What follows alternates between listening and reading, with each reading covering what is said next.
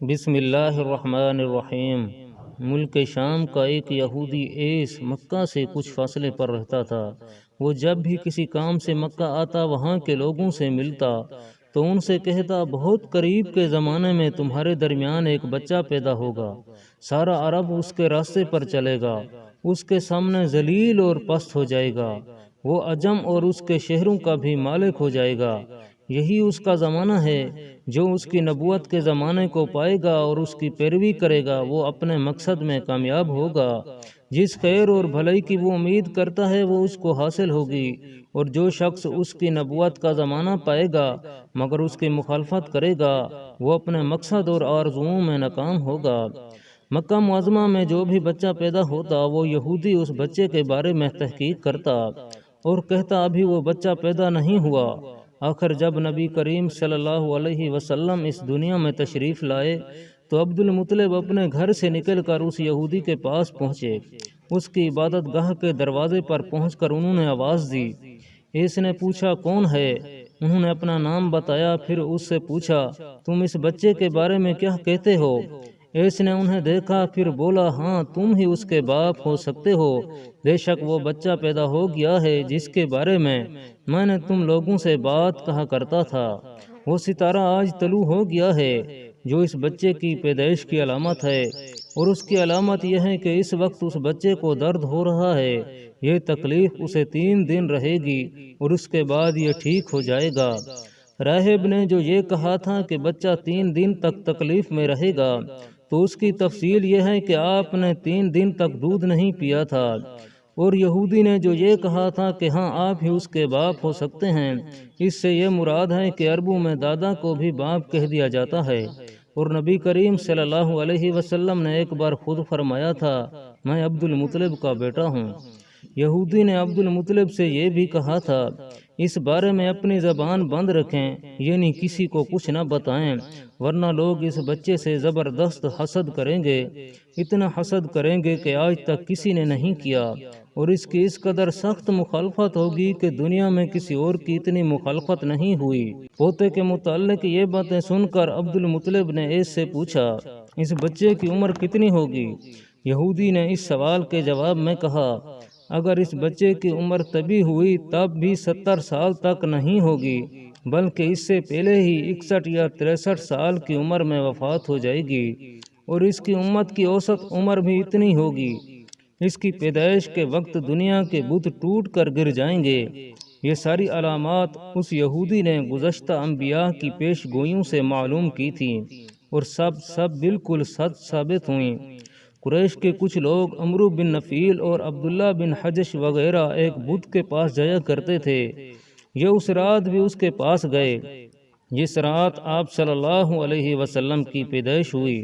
انہوں نے دیکھا کہ وہ بت اوندھے منہ گرا پڑا ہے۔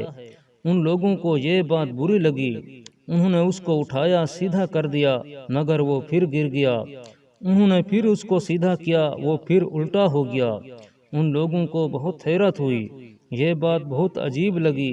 تب اس بت سے آواز نکلی، یہ ایک ایسے بچے کی پیدائش کی خبر ہے جس کے نور سے مشرق اور مغرب میں زمین کے تمام گوشے منور ہو گئے ہیں۔ بت سے نکلنے والی آواز نے انہیں اور زیادہ حیرت زدہ کر دیا۔ اس کے علاوہ ایک واقعہ یہ پیش آیا کہ ایران کے شہنشاہ کسریٰ نوشیروان کا محل ہلنے لگا اور اس میں شگاف پڑ گئے۔ نوشیروان کا یہ محل نہایت مضبوط تھا، بڑے بڑے پتھروں اور چونے سے تعمیر کیا گیا تھا۔ اس واقعے سے پوری سلطنت میں دہشت پھیل گئی۔ شگاف پڑنے سے خوفناک آواز بھی نکلی تھی۔ محل کے 14 کنگرے ٹوٹ کر نیچے آ گرے تھے۔ آپ کی پیدائش پر ایک واقعہ یہ پیش آیا کہ فارس کے تمام آتش کدوں کی وہ آگ بجھ گئی جس کی وہ لوگ پوجا کرتے تھے اور اس کو بجھنے نہیں دیتے تھے، لیکن اس رات میں ایک ہی وقت میں تمام کے تمام آتش کدوں کی آگ آنن فانن بجھ گئی۔ آگ کے بجھنے والوں میں رونا پیٹنا مچ گیا۔ کسریٰ کو یہ تمام اطلاعات ملی تو اس نے ایک کاہن کو بلایا۔ اس نے اپنے محل میں شگاف پڑنے اور آتش کدوں کی آگ بجھنے کے واقعات اسے سنا کر پوچھا، آخر ایسا کیوں ہو رہا ہے؟ وہ کاہن خود تو جواب نہ دے سکا، تاہم اس نے کہا، ان سوالات کے جوابات میرا ماموں دے سکتا ہے۔ اس کا نام ستی ہے۔ نوشیروان نے کہا ٹھیک ہے، تم جا کر ان سوالات کے جوابات لاؤ۔ وہ گیا ستی سے ملا، اسے یہ واقعات سنائے۔ اس نے سن کر کہا ایک عصا والے نبی ظاہر ہوں گے جو عرب اور شام پر چھا جائیں گے، اور جو کچھ ہونے والا ہے ہو کر رہے گا۔ اس نے یہ جواب کسریٰ کو بتایا۔ اس وقت تک کسریٰ نے دوسرے کہنوں سے بھی معلومات حاصل کر لی تھیں، چنانچہ یہ سن کر اس نے کہا تب پھر ابھی وہ وقت آنے میں دیر ہے، یعنی ان کا غلبہ میرے بعد ہوگا۔ پیدائش کے 7ویں دن حضرت عبد المطلب نے آپ کا عقیقہ کیا اور آپ کا نام محمد رکھا۔ عربوں میں اس سے پہلے یہ نام کسی کا نہیں رکھا گیا تھا۔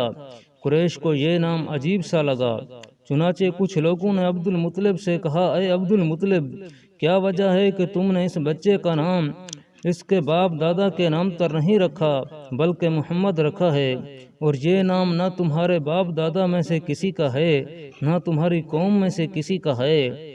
عبد المطلب نے جواب دیا میری تمنا ہے کہ آسمانوں میں اللہ تعالیٰ اس بچے کی تعریف فرمائیں اور زمین پر لوگ اس کی تعریف کریں۔ محمد کے معنی ہیں جس کی بہت زیادہ تعریف کی جائے۔ اسی طرح والدہ کی طرف سے آپ کا نام احمد رکھا گیا۔ احمد نام بھی اس سے پہلے کسی کا نہیں رکھا گیا تھا۔ مطلب یہ ہے کہ ان دونوں ناموں کی اللہ تعالیٰ نے حفاظت کی اور کوئی بھی یہ نام نہ رکھ سکا۔ احمد کا مطلب ہے سب سے زیادہ تعریف کرنے والا۔